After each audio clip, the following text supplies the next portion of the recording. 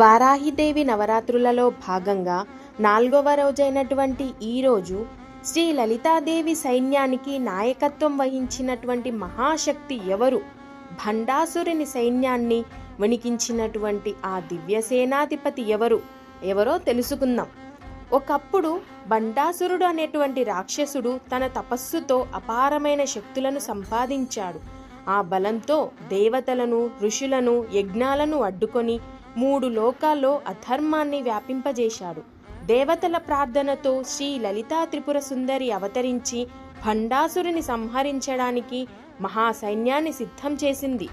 ఆ దివ్య సైన్యానికి సేనాధిపతిగా శ్రీ వారాహిదేవిని నియమించింది.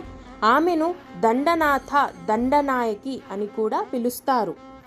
చేతుల్లో ఖడ్గం, త్రిశూలం, శంఖం, దండం వంటి ఆయుధాలతో వారాహి అమ్మవారు యుద్ధరంగంలో ప్రవేశించింది.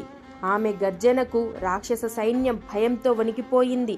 ఆమె యుద్ధ నైపుణ్యంతో భండాసురుని అనేక సేనాధిపతులు ఓడిపోయారు. దేవతల సైన్యానికి ధైర్యాన్ని నింపి ధర్మం విజయం సాధించేలా చేసింది. అందుకే శాస్త్రాలలో శ్రీ వారాహిదేవిని ధర్మరక్షకురాలు, సేనాధిపతి, దండనాయకిగా అత్యంత గౌరవంతో ఆరాధిస్తారు. ఈ కథ మనకు నేర్పేది ఏమిటంటే, దైవంపై విశ్వాసం, ధర్మంపై నమ్మకం ఉన్నవారికి విజయమే లభిస్తుంది. శ్రీ వారాహి అమ్మవారి కటాక్షం మనందరిపై ఎల్లప్పుడూ ఉండాలని ప్రార్థిద్దాం. జై శ్రీ వారాహి మాత.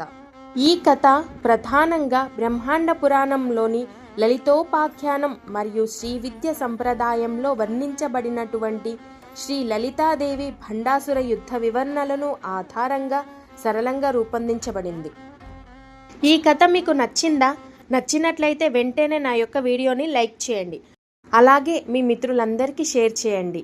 మరిన్ని శ్రీ వారాహి మాత యొక్క మహిమల గురించి తెలుసుకోవాలంటే నా యొక్క ఛానల్ని సబ్స్క్రైబ్ చేసుకోండి.